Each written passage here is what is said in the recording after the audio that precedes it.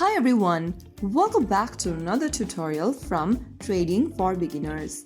Today we are going to be learning how to change username in Robinhood. If you are on Robinhood and wondering how to change your username, then first of all, open a web browser on your device and type in robinhood.com and search. Make sure you're logged into your account and from the home screen, tap on the account button at the top right corner.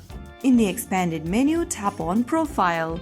Inside your Profile section, tap the Edit Profile button. On the next page, under Username, go ahead and erase your current username and write down a new one. Finally, click Save Changes. And if the username is available, you'll be able to change it right away. So that's how you easily change your username in Robinhood.com.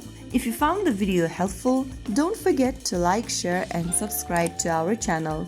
I will be back again in the next episode. Thank you for watching.